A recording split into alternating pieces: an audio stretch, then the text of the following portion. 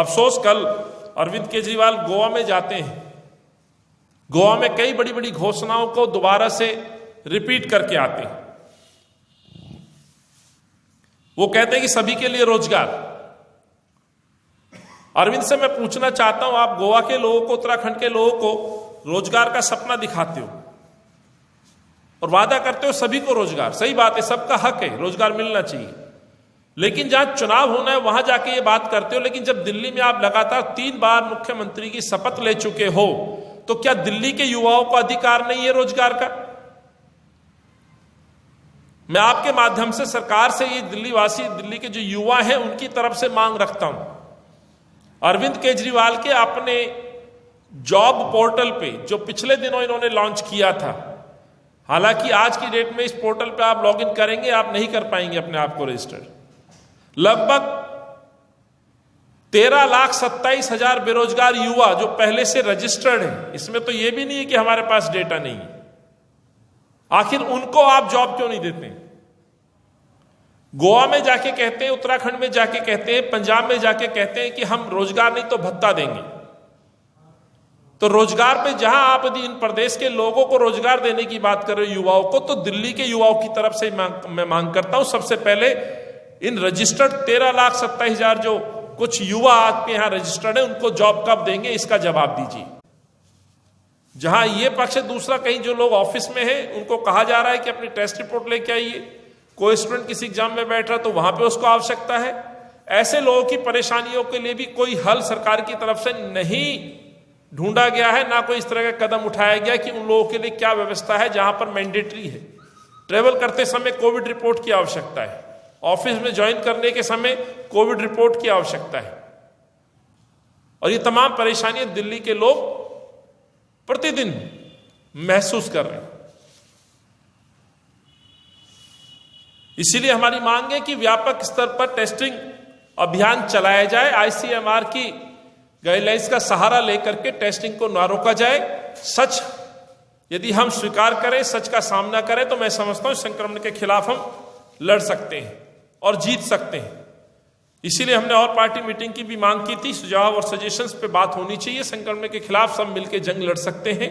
अरविंद कहते तो है अपने बयान में, लेकिन करते नहीं। अपने तानाशाही रवैये की वजह से आज दिल्ली एक बार नहीं 3-3 मर्तबा भुगत रही है।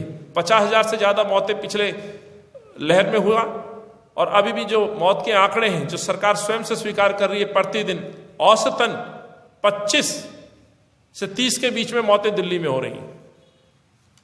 एक बड़ा गंभीर सवाल है, सोचने का सवाल है कि सरकार आखिर कब जागेगी, अरविंद केजरीवाल कब जागेंगे, कब अपने टूरिज्म को खत्म करके दिल्ली पे काम करेंगे। दूसरा मैं पूछना चाहता हूं, दिल्ली के जो कॉन्ट्रेक्चुअल शिक्षक हैं या दूसरे डिपार्टमेंट्स महकमे में काम करने वाले, हालांकि जिस पे आप अपने मैनिफेस्टो में और दिल्ली के चुनाव के समय कहते थे कि हम दिल्ली के अंदर कॉन्ट्रैक्ट प्रथा खत्म करेंगे, तो दिल्ली सरकार में, दिल्ली विभाग में जो कॉन्ट्रैक्ट पे काम करने वाले एम्प्लॉय कर्मचारी हैं, उनको आप कब पक्का करेंगे? आप रोजगार की बात करते हैं, मैं उनकी तरफ से यह मांग करता हूं। उदाहरण के तौर पर 22,000 शिक्षकों की बात आपके सामने रखता हूं।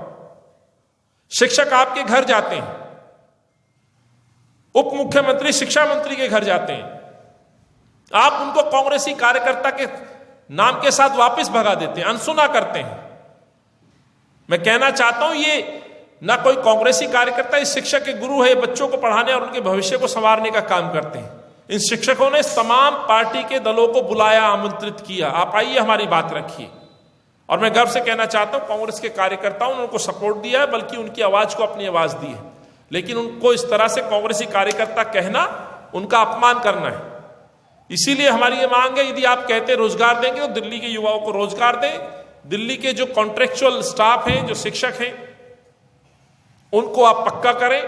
लगभग 850 से ज्यादा शिक्षक हमारे वोकेशनल स्टडीज में दिल्ली में सेवाएं दे रहे हैं, उनको पक्का करें। 4th क्लास कर्मचारी अस्पतालों में हैं, उद्यान विभाग में हैं या अन्य विभागों में हैं, उनका पक्का करें। मैं समझता हूं जब आप दिल्ली में ये फैसला लेंगे तब जाकर के मैं समझ सकता हूं कि आपको अधिकार है कि आप गोवा, उत्तराखंड या पंजाब जैसे प्रदेशों में ये दावा कर पाए कि आप लोगों को रोजगार देंगे। आप बोलते हैं कि महिलाओं को 1,000 रुपए हम भत्ता देंगे, इसमें मैंने पूर्व भी कहा है। साथियों, ये चुनावी प्रलोभन देने की आदत अरविंद की पुरानी है।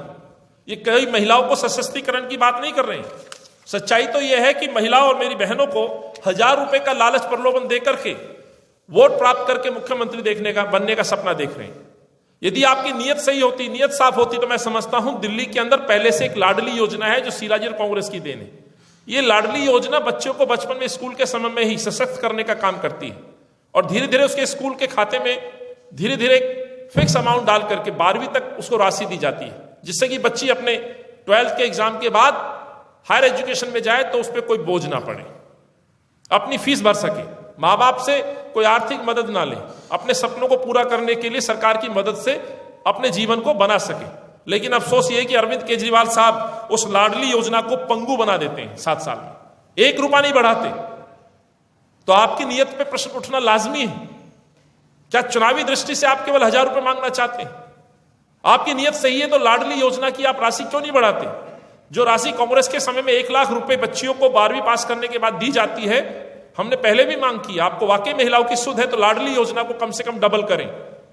महंगाई के इस दौर में बच्ची जब 12वीं के पास हायर एजुकेशन में जाएगी, बजाय माँ बाप के उस सरकार की उस मदद से अपने जीवन को बना पाएगी। ये जो कांग्रेस का सपना रहा था, जो नींव थी बच्ची के भविष्य की, उसको मजबूत किया जा सकता है।